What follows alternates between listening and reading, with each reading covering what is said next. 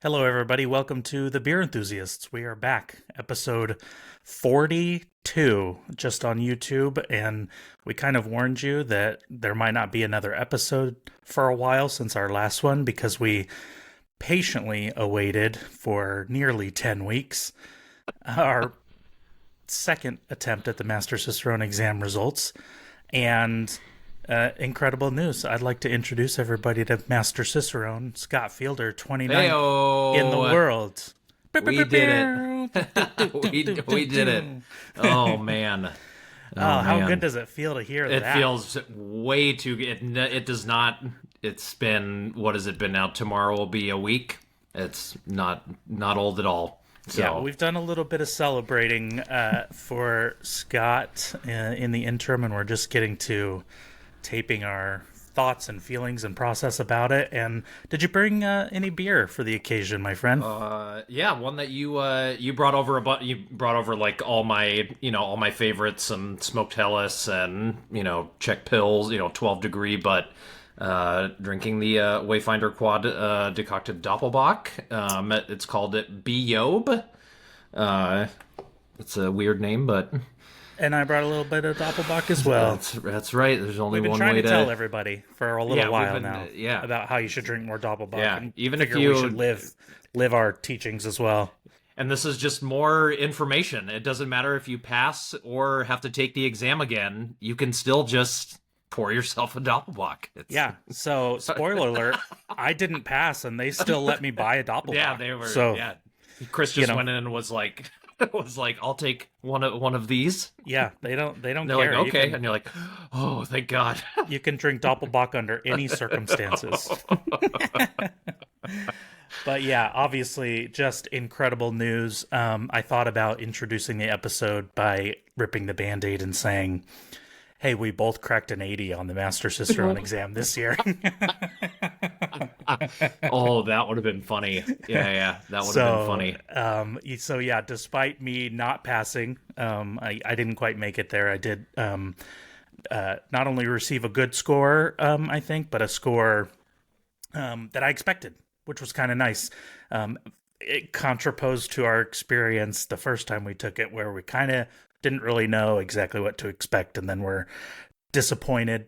Primarily, I mean, because of the scores, no doubt, but also because we didn't really have a reference, right? We kind of were like flying blind with assumptions about how they graded the exam, and so I think if you watched our last episode, we went into it knowing that we tackled the exam a little bit better and definitely felt like we had left some points on the table. And I thought it would be good to talk about, it's a long wait for the results, and you go through all the emotions. I know the other candidates, we're always messaging each other and asking how you're feeling, trying to remember different things about the exam. And I would say there are pretty drastic swings in emotions and feelings about how we've done, and then it all for you and I, and you can talk more about your experience in a second as well, but I think generally evened out into the I think we just barely missed, Yeah, like within a handful of points. Feel really good about the performance, but we're thinking back to, ooh, that essay feels sort of like a trap question, or a trap in the sense of like, did I spend enough time on it? Was I as detailed right. on it? All Right. sorts of things are swirling through your mind. And, that's sort of generally in the long wait until the results, you only remember things you didn't say or things that you could have said or written, right? It's Yeah. like, there was a very small number of things where we were like, well, we killed that one. We kind of Yeah. dropped the mic on that. And for the most part, we were right, I think. Yeah, I think so. But, Yeah. there's one head scratcher in the results. And then there were some things we did a little bit better on that we thought we did worse, and vice versa. So those kind of evened out into doing about exactly how we thought we would. I don't know if folks remember when we left off the last episode. I think I said 82 to 85 is sort of what I thought that I would get. And meaning that there was a world in which I could pass, but I really felt like I was more in that 82 range. And in the days and weeks leading up to results, that's kind of was crunching the numbers, crunching the numbers, crunching the numbers, and it's like, man, I have to fudge these a lot to get above an 83 or an 84. So 81, 82 is kind of where I feel. And I got the I get the phone call. As a recap for those that don't know, they'll when you take the Master Cicerone exam, they'll schedule a phone call with you for results, and they do that with everybody that took the exam, and Yeah, they go pass or don't pass, doesn't pass or matter. don't If you pass. took it, They're yep, gonna call Dan you. and Jason have to call you. Yep, Yep.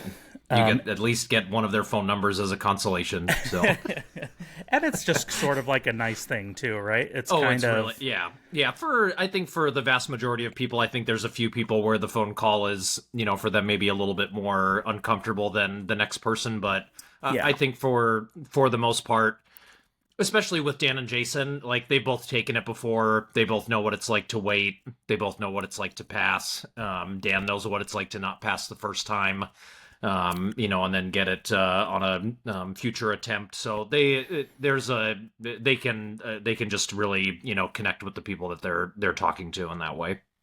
yeah, and it's a nice little collective experience thing. You got Mm-hmm. to remember when you're taking the exam that nobody knows as much about what you're going through as the proctors of the exam, many of whom are Master Cicerones themselves and who may have taken it multiple times. And so there's sort of like a camaraderie, a brother and sisterhood type element to getting the phone call.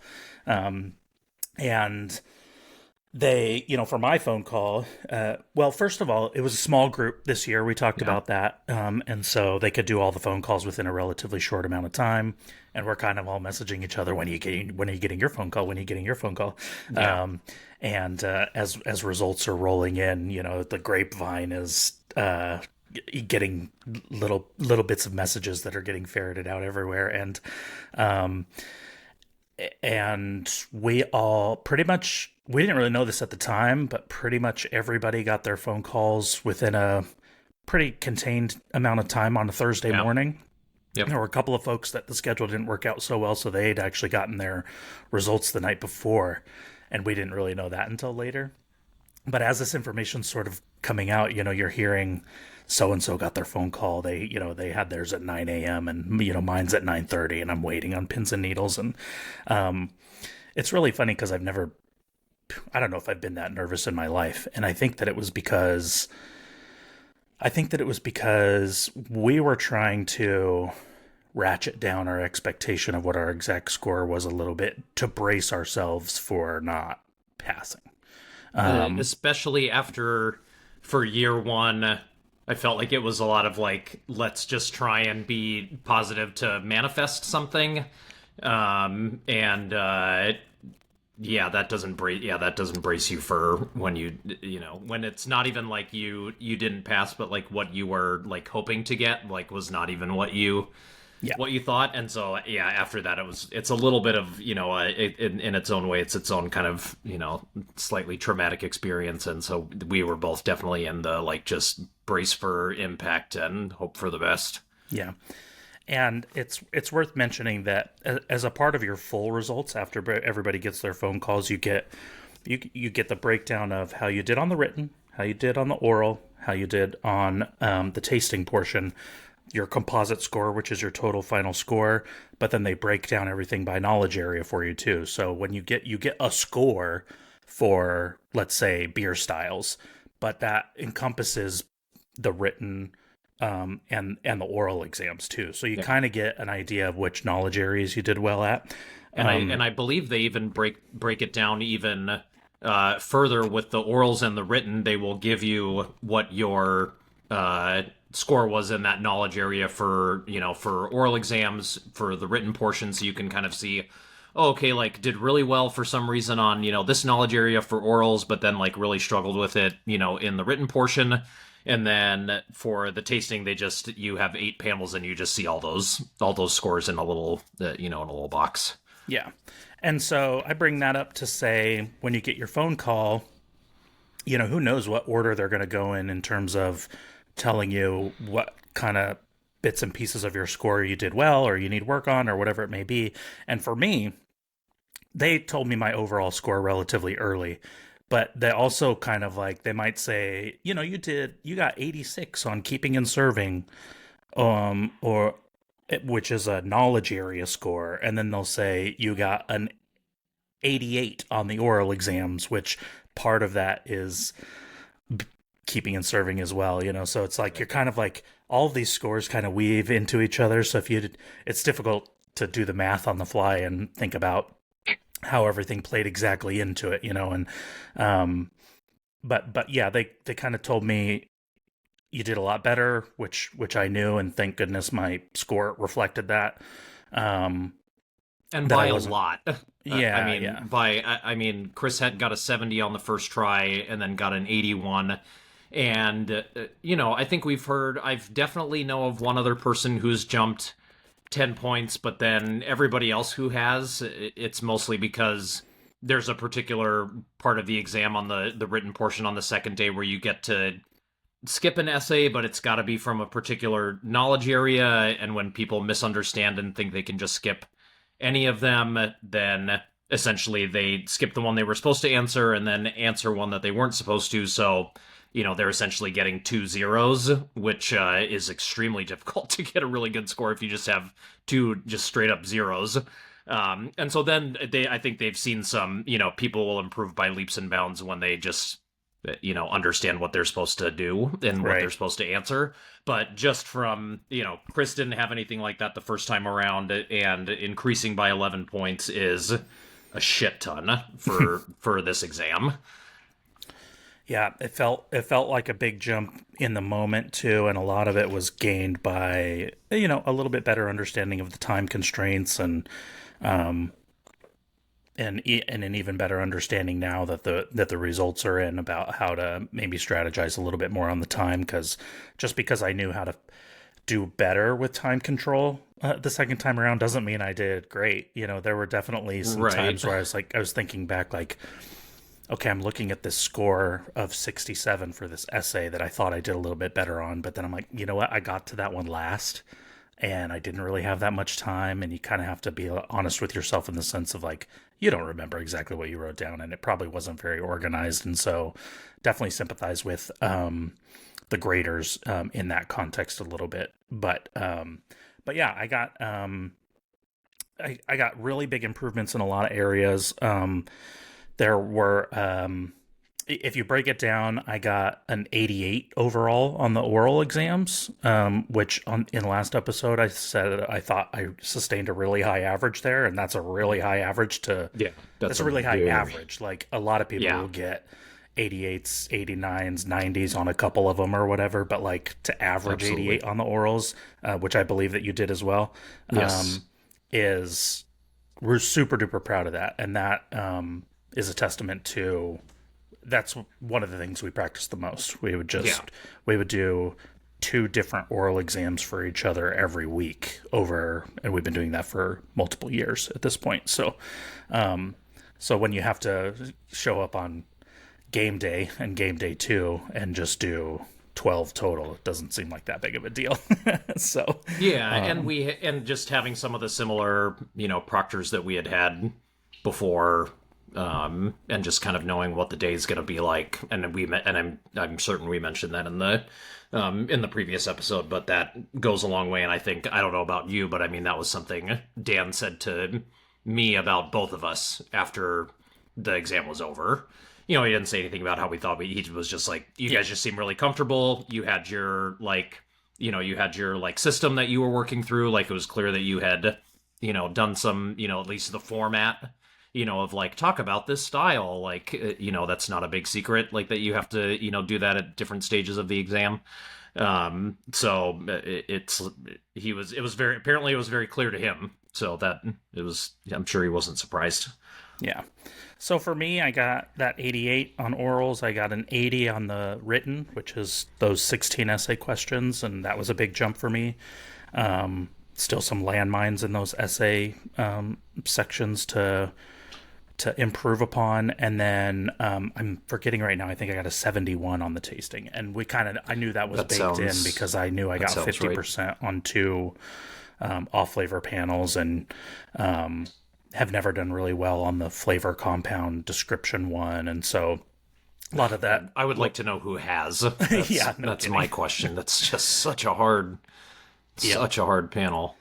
So that averaged out to 81 for me. And when we got our full results, I was kind of looking through and I had guessed correctly on a lot of things for the grade that I was going to get. A lot of other stuff evened out. I would, any Cicerone employees involved in making the exam, I'd like to just put my little note out there right now that I believe one of the questions was a trick question. Yeah.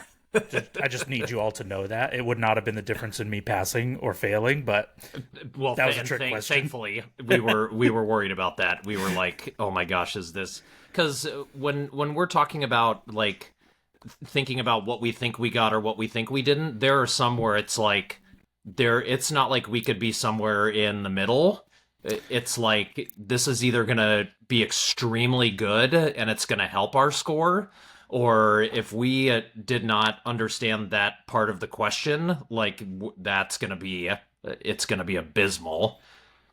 Yeah. Well, and last point about that before I put it to rest is it sounds like 6 of the 7 candidates misinterpreted the same question in the exact same way.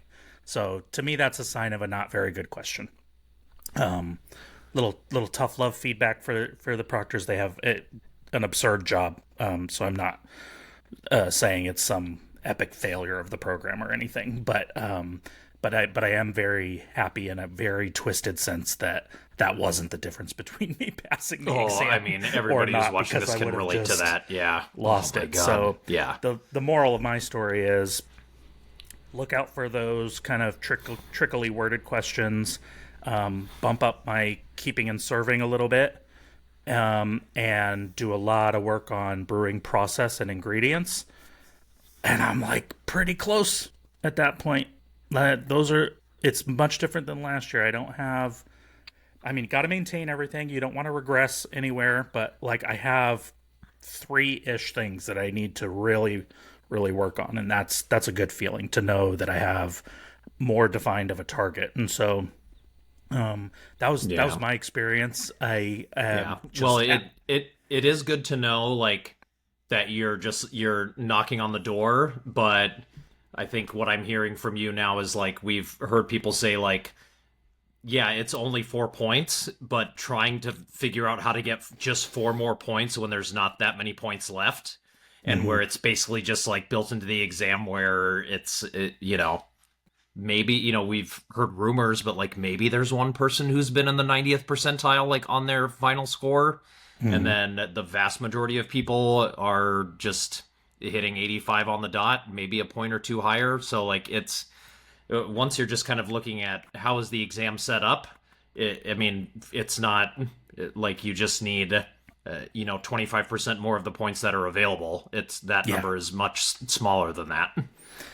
Yeah, and that can be accomplished by little bumps in a lot of different places. But if you get your results back and there are some really big gaps in your score, those are the places to hone in on and target. That's where you can gain the bulk of the points, because there are definitely, one great example is there are. We've found practically for us that there are diminishing returns in one sense on trying to bump like something you got an 86 on to an 88. Like it can be done, and brilliant people are out there getting 90 plus on a bunch of different essays and oral exams and stuff, but at what cost? And for me, when I look at my results, um, something that I did a lot better on, but I can still improve this next attempt is food and beer pairing. And really, it was just one essay that I know that I didn't have a whole lot of time, so I didn't get to explain things creatively. I had good coverage, and I had a moderately okay score on that essay too. I'm not trying to like cry about the score on that essay, but I know that it was because of time, and it was because it was on a day where I got an essay about beer style that I really, really wanted to write about for the whole time, let alone just an eighth of the time. And it's like, oh, what did I spent so much time on that essay. Did I bump an 85 to an 87 on the one essay and then, lost 10 points on a different one? So that's the time battle that we're playing. But yeah, no, it feels good. I mean, a lot of people have asked how I feel. They're bummed that I missed. I think there was a lot of pressure because people feel like I should pass, which is a good feeling that people have that much faith in me. But like, you know, I love y'all, but you weren't there and you don't know, and we're the only ones that kind it's of have just that a idea. yeah, it's just a very hard exam. That's Yeah, yeah, it's just the and size of it. it just sort of rings back to what our friend and Master Cicerone Brian Reed has kind of told us, and it's not like elegant and it's not very detailed advice. He is just like you just kind of have to be good at everything. Yeah, and that's proving to be true because if you notice in the program, each level has a higher bar for passing. So not only is it Yeah. more complicated and deeper material, but you have to get a higher grade just to pass. And then there's other traps too, right? Like you can't retake part of the Master Cicerone exam. You got to do a you gotta got 100 on the tasting, and you got to take the tasting again if you don't pass. So there's a lot baked into how difficult the exam is, and yeah, so proud of that. But this is not self-effacing, but my story is less interesting than yours, and I want to hear about the lead up to your phone call and the phone Yeah. call. So a couple of things that were interesting. First, if you happen to be as lucky as we are and have somebody that you are studying with, um, whether or not to, we just kept going back and forth, and ultimately you were just like, the ball is in your court. Like, I'm not going to make the decision, but I couldn't decide whether I could wait the 90 minutes after Chris's phone call to share both of our results at the same time, or if I just needed to know. And basically, once it hit like 9:45 and I was pretty sure you were off your call, I was just like, I can't wait to hear yours and mine when I know you already know yours. Yeah, Um, and so, I asked you about yours. We got on the phone. But then obviously, I'm never going to hold what somebody says right after they found out their results against them. But one thing I kind of didn't anticipate was Chris was like, "Oh, here's some of the stuff they were saying about my exam and what they were saying about." Oh, and I had a question about this, particular trick question, and you had confirmed that we didn't interpret it correctly. And but then I think you also said they had made another comment about another essay where it seemed like the group collectively didn't do very well. yeah, And that was an essay I thought I was going to do extremely well at. I mean, I was like, that's going to be something that's going to make, maybe keeping and serving portion or of something that I'm not super good at, and kind of at least help it to average out into something close to passing. And when you said that, and that we had misinterpreted the other question, which again, it was like, there's just so much writing on how we interpreted that question. And the fact that both of those were, basically not going to be, things that felt like I could rely on. You kind of gave the, like, I think they said as a whole we didn't do very well on, that one question. yeah. Um, Let me reframe this a little bit for people. yeah, So, we Scott decides, oh, I want to hear how you did in the interim before I get my call, and I'm having the debate of like, do I tell him that this specific information? So yeah, like, I no problem telling you the score, right? But it's like, right. do I let him live obliviously for the next 90 minutes about this one thing? Because I think you would agree the general mood that we had shifted to in the lead up to the phone calls was that we might be a little bit short. Yeah, Or we were just no, that having was trouble thinking of climbing to that 85. How no, do I it get was these 5 points, these 5 yeah, points? And so to yeah, hear it with that mood and mindset that we definitely misinterpreted an entire essay question. And folks, when I tell you we misinterpreted, like I got a 30, Scott and got I got a 28. I got a 28. Yeah, so it's not Yeah. like, oh, you missed this tiny thing. It was like Yeah. you No, completely got it wrong. it was like, geez, like, wow. So yeah, I just want to say I had that thought. I don't think I had even told you this before going live, but No, or I was gonna before. say this is great content. I was like, I'm sitting on the edge of my seat. I'm like, Well, what was right? he Because thinking? it's like, Yeah, do I tell him or do I just let yeah, him live without the knowledge that that yeah, happened? Because given that you thought you were trying to prepare yourself for just being short, yeah. telling you that, which I did, makes you feel even more like you're just short, right? Because you're Oh like yeah. just No, like, I oh, was where do I get pretty. those points? I was super convinced because I was like, I already need to do like insanely well on a couple of other places where, again, like it could have very easily been like you get 100 or you get a 68. Like there's some questions that are like that, and so at that point I was like, now we're just gonna totally prepare to just hear like. I mean, at first I was like, if I was gonna bet, I was gonna bet like 83 to 84, and I was like, okay, we got to be ready for like maybe get the same score as Chris, 81, 82, like something like that. And so I get on the phone and they do the whole rigmarole of like, how do you think you did? And in my head, I'm like, we only put out an hour and 40-minute long video about how we thought we did, like, and I'm sure you watched it, but I was like, oh, like kind of in the like thinking I just missed, but really, really think I improved, and if I didn't improve or got the same score or regressed, then like I kind of gotta just do some soul searching and question if I just even understand like what's expected of me in this exam. And Dan kind of cuts me off and says, oh, okay, well, let's just get into it. And they start with keeping and serving because they know that so many people who I told that my individual knowledge area scores to last year, they were like, so you just pretty much bombed like keeping and serving, and everything else was in like either passing range or like the low 80s. And I was like, yeah, that was kind of the deal. And so, I said, yeah, I'm really hoping I just got that even just like close to passing. Like if I got that up to an 80, I would I would be so excited. I would think, all right, I actually have a chance at this. And Dan goes, oh, you did make a pretty good, you made a pretty good improvement, but, went from 59 to 70. And I said, oh, okay, that's not what that's kind of hoping for a little bit more than that. So it sounds like some of the questions where it was either going to be, sink or swim, I pretty much sank. And Dan goes, yeah, gosh, one knowledge area at a 70, really difficult to overcome, but let's continue. Just so like I've already been like, Chris has already made me think like there's a really, really good chance, and now I feel like Dan's just basically got the shovel and just like pouring the dirt over me, like Yeah. just like just really milking it. And so and they're just, he says, oh, and then Styles, last year that was one of your best subjects, and you actually, you improved on that. You got an 89, and then they asked me how I thought I did on the tasting, and I said, oh, I think I did.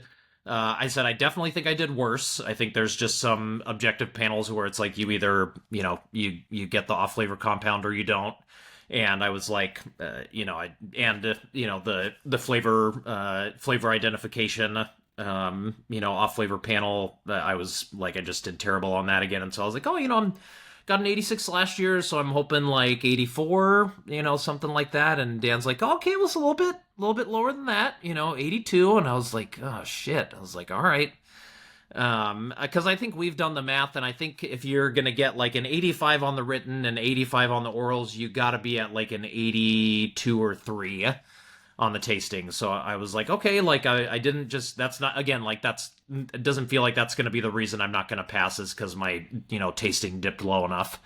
And then he goes, yeah, and then kind of your, essays or whatever around, because your flavor score is a combination of your, any sort of like, if there's flavor compound stuff anywhere else in the, in the exam, or anything about flavor recognition and the written or the orals, that kind of goes into your kind of overall like section 3 of the syllabus, along with your tasting.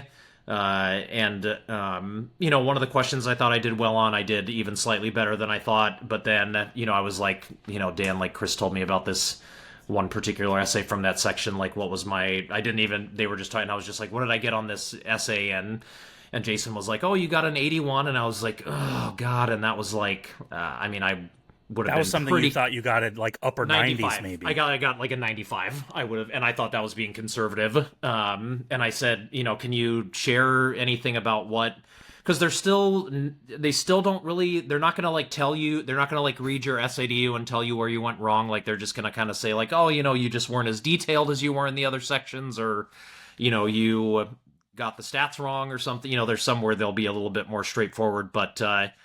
Jason goes, man, there's, he's like, you remember there's kind of like, 5 sections to that essay. And he's like, the first 4 sections were just like, great. He's like, super detailed, technical, everything was on point. But then the last section, it was just like 2 lines. And then the page ended. And he's like, I went to Neil and was like, you're sure there's not like a page missing from this essay? They don't know who it is. Like, it's just a blinding code. But he's like, this just doesn't make any sense. And I said, oh, that was, I said, if I remember correctly, like that was the very first, essay on, in the packet on the second day. And, one of the things we both had wanted to change was we wanted to leave ourselves more time to do the beer and food stuff. And so naturally I was like, okay, that's what I remember. And I was like, so what did I get on the beer and food essays? And I did really well on both of those. And so like that made me feel better. I was like, okay, at least I kind of like made the right call. Like I, kind of got it to a point where I was either passing or close to passing, and then just left myself some more time, on other parts of it, of the written portion. And then they go, okay. And then, beer and food pairing, good they were like good improvement from last year, overall for everything. You had a, 82 last year, and this year you got a 89. And I was like, all right, cool, like couple 89s, one low 80s or whatever. And then Dan goes, yeah, and then ingredients and process was your best one. It was a 91. And I was like, okay, like, because we're like, one of the things we definitely did last year is like we looked at the stuff that we wanted, to improve on, but we also tried to make sure that we, like shared any, like highlights from the exam, like stuff that we thought we did really well on, that we were really happy about. And so I was like, oh, okay, like that's gonna be, even though I'm probably not gonna pass, like that's because again, like I have all the numbers now, but like I can't do the math. Like I don't know, because that's just the knowledge area. I don't know how much, if I did better in part of it in the written or the orals, because if it's in different spots, then it has a different amount of weight to it.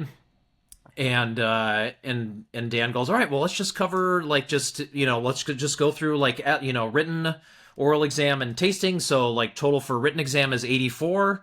And I was like, okay, like 84's like, I already know what I got on the tasting. And so like 84 and 82, but from the beginning I had thought that my orals were going to be the worst of all of it. And so I was like, okay, like I'm probably going to end up where I thought I was, like probably going to end up at like 83, something like that.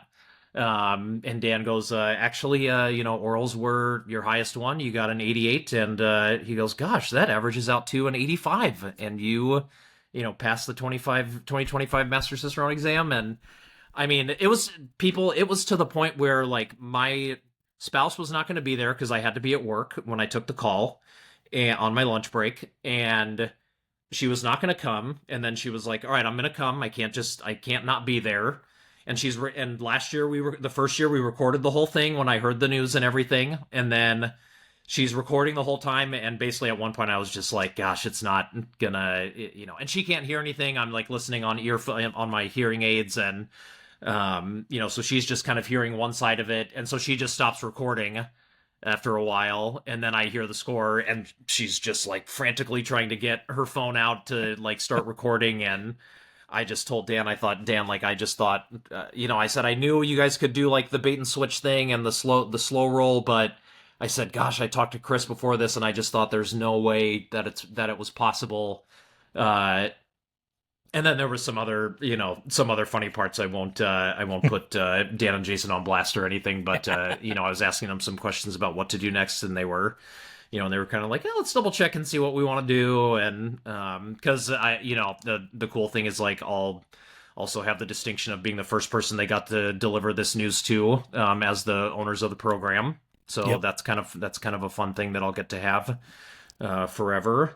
And then I called you and basically was trying to slow roll you just like I did with them, and that's all on like a 4.5 minute video. And So I don't know what now. The other question is, what were you thinking that I hadn't passed as I was talking to you, or were you kind of like, okay, I don't know, I'll wait till the end. Like I can't really tell. Yeah, so let's put it this way. Let's compare it to the first attempt, which was we had our friend Charlie Oh take it right, yeah, take it yeah, with us as well, and I think our calls then were close enough that we were like, let's just all wait, yeah. We and did. we'll hop Yeah. on Discord and Yep. or phone call or whatever, and tell each other. And I had the knowledge last year that I had gotten a 71, and I was like, man, for either of them to have passed, that means they would have had to have done 14 percentage points better than me. So, like, I kind of expected bad news. And when Yeah. we got on the call, it was just like, yeah, no, it was all super somber, and nobody passed.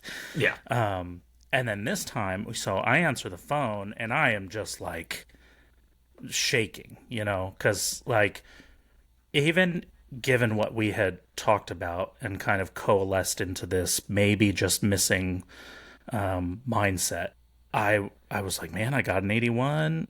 I think Scott did better than me on a couple of these kind of meatier essays about the brewing process and flavor compounds, and so I'm kind of waiting on pins and needles too. Like, I think there is a possibility that you passed, and your tone was so neutral. Like, you, if you slow rolled me like that on a poker table, we'd be having some words. Uh, because there was like no emotion in his voice, people. He was like kind of sighed, and you were like, okay, so they started with this and they said this, and he delivered it to me in the order that they delivered it to him. And so Yeah. he said, and the punchline, and that does in fact average out to an 85, and you're the 29th Master Cicerone. And I was like, I think you heard like my voice leave me, probably because I didn't know how to. It was like getting the wind knocked out of you in a positive way. I was just like, oh, it actually happened. You know what I mean? Like, I Yeah. don't know how to Yeah. respond to that. And I think I was like holding back tears, to be completely honest. I was just so happy. And yeah, you slow rolled them. You slow rolled me as good or better than they slow rolled you. So, but so what's funny is I got my overall score relatively early in the conversation, and we had kind of thought like, oh, if somebody passes, maybe they'll tinker Yeah. with them a little bit, and you don't know Yeah. until the end. It was 10 minutes until I found out my final score. Yeah. And of course the hard part of it too was like I started like asking questions in the middle, and I kind of started treating it just like I already kind of knew that I didn't pass, Yeah. and so I'm just treating it like we're talking about it, and Dan's kind of basically I think kind of near the end was like, all right, we should actually like tell you what your Yeah. final score is before we continue. And Well, yeah. and I think something unique about your situation, you already alluded to it, but from your first score, you had just one knowledge area that you did poor in. Like, everything else was kind of in shouting distance, and Oh, yeah. and so they Yeah. know that, you know that, I know that, and I think the phone call kind of starts there, right? And so it's Yeah. like it's a natural place for it to start. Yeah. How much better did I do on the thing Right. that I did the worst the first time? And so the idea that you could have passed and you're slow rolling me doesn't enter my mind, because I'm hearing that news like you did, and Yeah. it sounds like you kind of interjected and were like, give it to me straight, how did I do on this one tricky question, blah blah blah, this and this. And Yeah. so you're kind of guiding the conversation a little bit too, under the auspice of maybe not passing. And so yeah, you got me good, because I should have, some alarm bells should have gone off, like, Scott's going through everything, he wouldn't do this. And I was baited hook, line, and sinker. So worth every moment. You only have one chance to do that. Yeah, that's fair. Yeah, that's fair. So And I mean, so kind of speaking, kind of something that I mentioned before that I think would be good. Like, what are some of your like big like highlight like takeaways? Like, what are some of the things like you either whether you knew you were going to do great on them and then you did, or there was like one of the if I would have known that one of the oral exams that I think at the end of it, like you said, we kind of start somewhere and then it's usually a lot lower. once we kind of remember all the things we didn't say. But I mean, there was one that I think I was giving myself like a 67 or a 68, and I saw that I got a 91 on it, and I was like, oh, okay, like we just remember that differently, Yeah. or also we just, the other thing is like we just assume that maybe we know what's in the rubric and what they want to hear, and that could have just not been part of it for whatever reason. Yeah. But No, I mean, I think one of the biggest things for me is we felt before attempt one, and right after attempt one, that the opportunities to get like in the high 90s or 100 on something was next to zero. yeah, Particularly not the just like draft math, balance the system questions. Those, it's like, well, if you get the right answer, you're going to get 100 on those. But it really felt like 96 plus was like unattainable on oral exams and essays outside of right. those. And we both got our first couple different hundreds on some different things, and a handful of things in the extremely high 90s. So it's possible. So I'm going to discount that moving forward. I am going to kind of try to grub for those extra points so you can turn some 90s into 95s, and so that could make the difference in the end.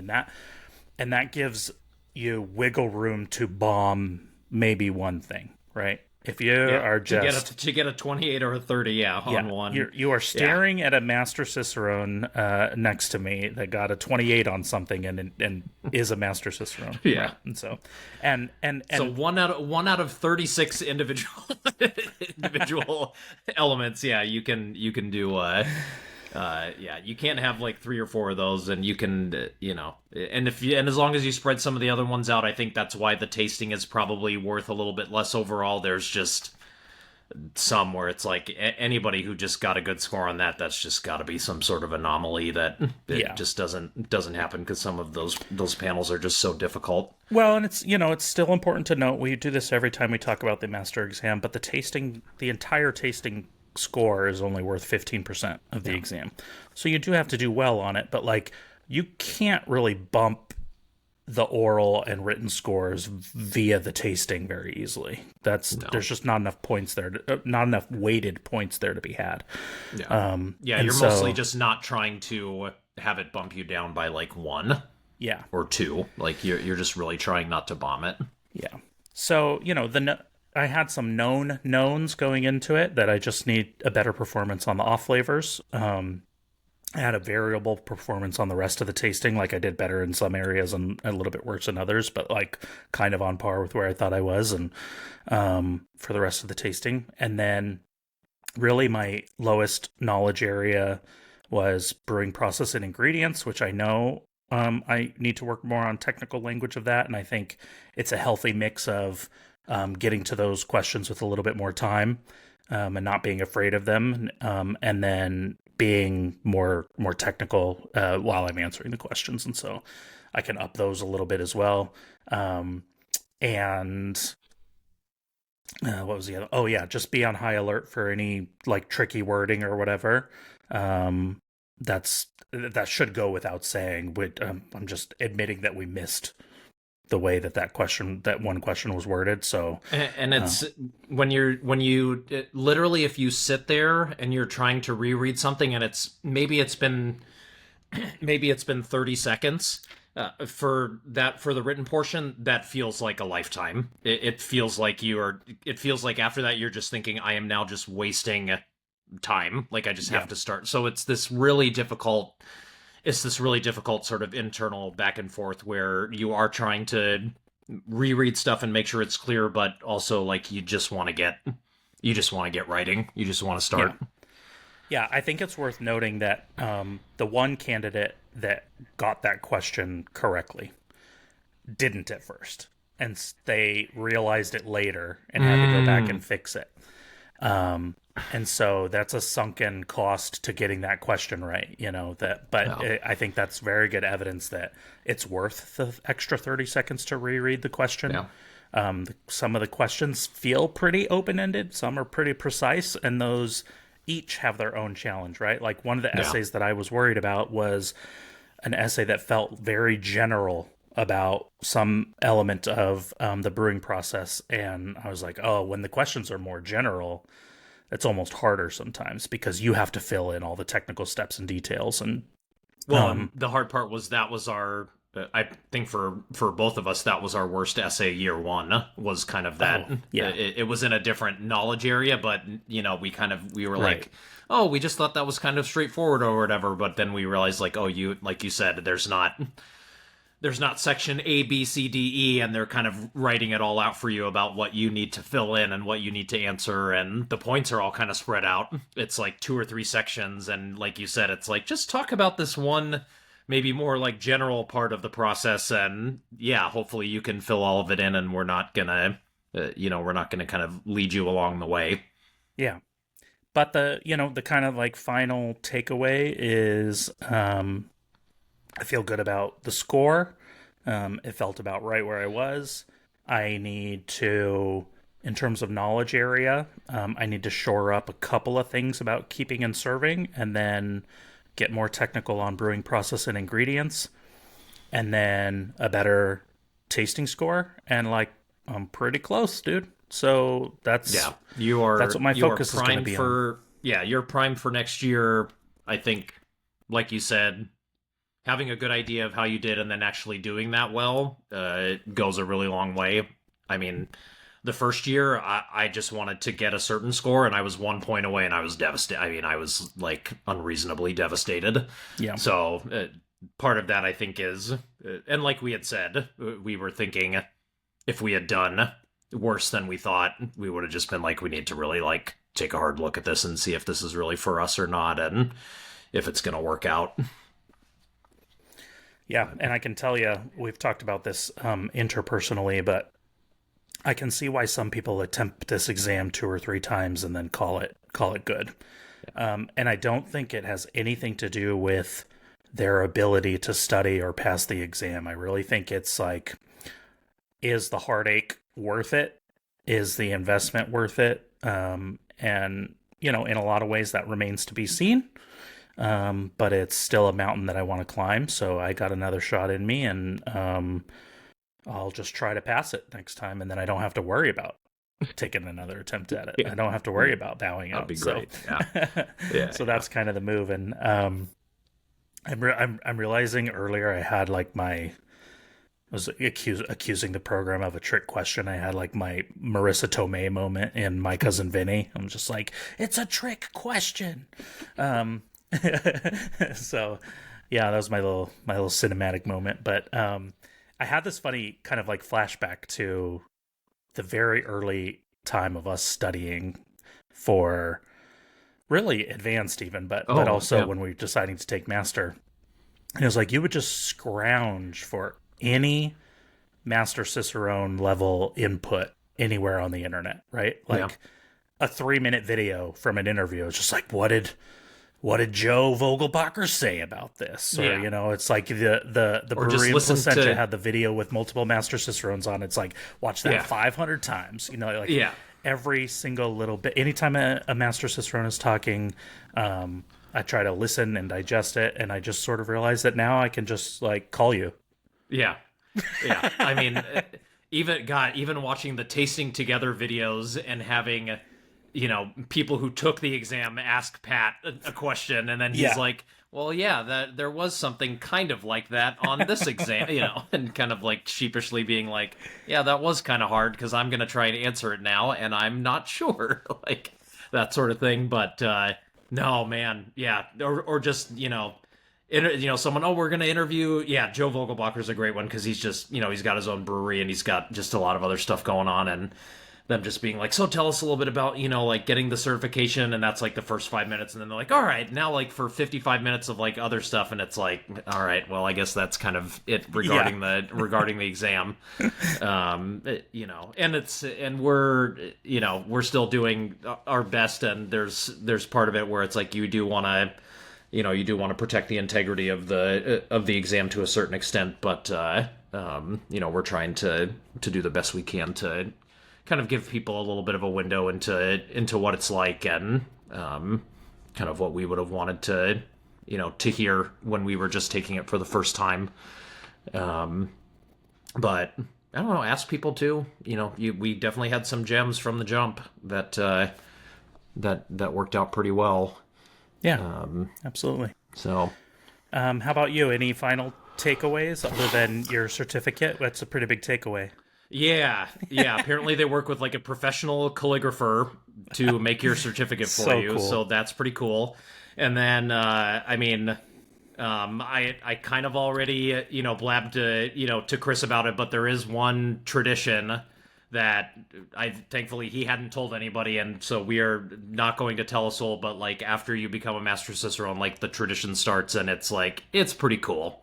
Yeah. Like it was a surprise. I had never heard of anything about it before. No one had ever revealed that to me or talked about it, and it's ridiculously cool.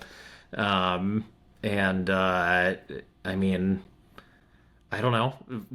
It was great because when Jason and Dan tell you how you did on an essay, you're just and after you know you've passed, you're just like, who fucking cares? I don't Like care, I man. don't care. Yeah, I don't whatever. have to wake up and study I don't have tomorrow. to. Yeah, I was like, I don't have to study that if I don't want to. And Jason's just like, hell yeah, you don't. Like he's just. They were just like, hell yeah, dude. That's fucking right. Like that's it.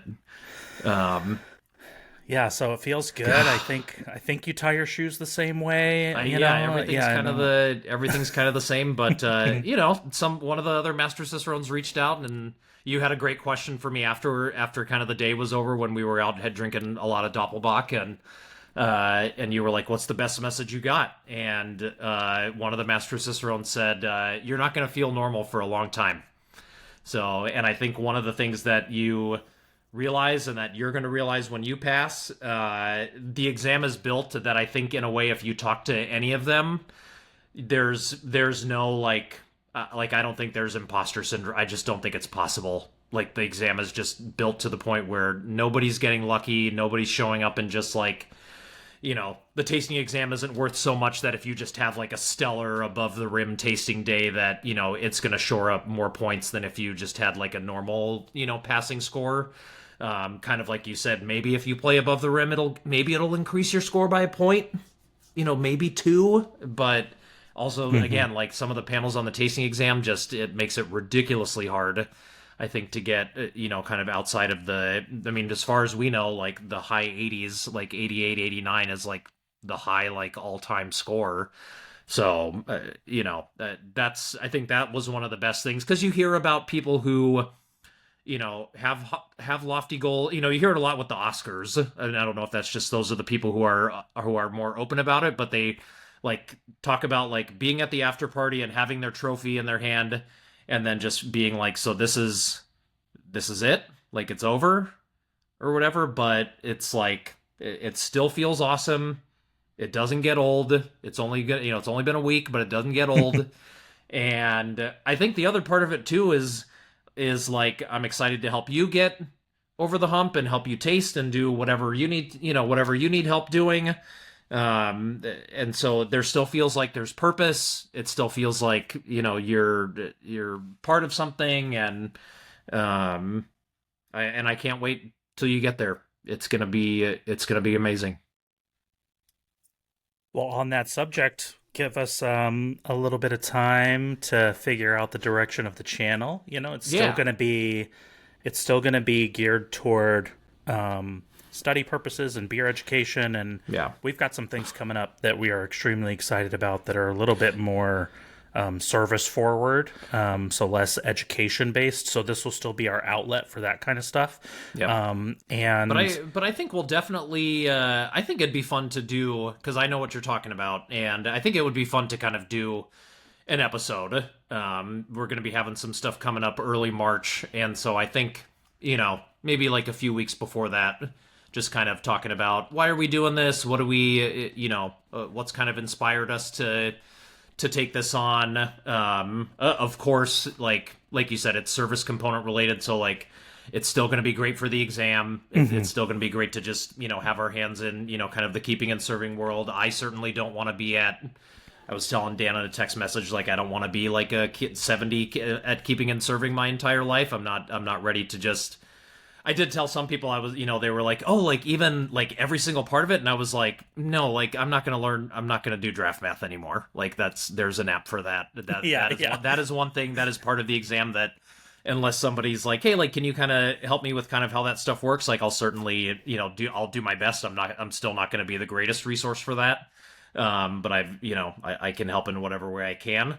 But that is one thing I'll kind of I'll kind of let go to the wayside, because that was still just my absolute nemesis. I mean, it just took me twice as I think that was one of them where like I went through the whole thing and then went back and I just like basically crossed everything out and started over, Yep. and still didn't do that great. Still didn't do that great. And so I was like, okay, like we'll just leave that one to the whoever still needs to feel like they do that. But I think it'd be cool if we did an episode on that.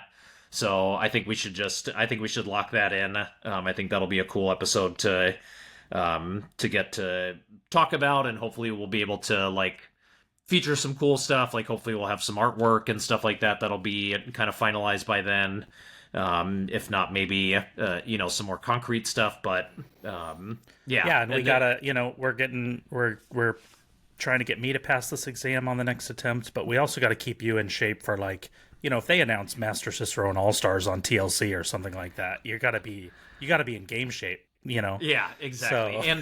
And I mean, there's if not that, I mean, I think there's I was talking to Jen, and she kind of also has the the running joke of like, oh well, what if they do like super master grand whatever. And we always had the joke with us was always whenever something would just kind of go like horribly awry, like we're at Radiant in the tasting beer, and then there's just like a train that goes by and the lights are flickering, and we'd just be like, Grandmaster, like that's what you have to do. Yeah. Like when you're tasting, like Jason's just leaning over you, just being like, "What are you getting for that one? What are you doing?" Just like totally, Yeah. Or just talking about other things, like it's just somebody's talking to you about sports or like politics, and Someone slaps the sample out of your hand. It's just like, oh, you got to be ready for that. This is the next level. So, yeah. Oh, so man, if not, incredible. there's a funny YouTube series in there somewhere. Yeah, absolutely. If not just for that, but yeah, everybody, thank you so much for tuning in. I mean, everybody who's been kind of following the journey, everybody who reached out after I passed. That was another thing in the previous people who had passed when I'd read their Instagram posts, when they're like, well, now I finally read through all of my messages, and now that I've gotten to read through all of them, I'm finally ready to post about how I'm feeling. And I was just like, what a dramatic person. Like, everybody loves me. But I can say there was a lot of messages to read through. I wish I could have responded to all of them the way that I wanted to. So if you were hoping for something more lengthy, I'm sorry you maybe got just like a few emojis or something, but please don't take it personally. But there is a lot of messages, and there was a lot of support that that came out in all of that. And anybody who's thinking about taking this, don't let us figure out who you are or let Chris figure out who you are on the day of the exam. Like, just for Pete's sake, like just declare that you're doing it, and then you can do whatever. But God, just let somebody know that you're gonna do it who's also taking it. Just seems Send like a good brother idea. A message. I'd love to hear. We're just but it's good. We've got a few. Sounds like we got a couple people who are either returning after a long time, or new, brand new for the first time, or just maybe took a year off, potentially. So sounds like it's going to be another good cohort next year. Absolutely. So, well, cheers, my friend. What a ride cheers. So far. What a ride so far. We got some more places and things to go and to do, and that includes the next episode of The Beer Enthusiast to be determined. Yeah. Make sure to like, make sure to subscribe, and we'll see everybody next time. Appreciate y'all. Cheers.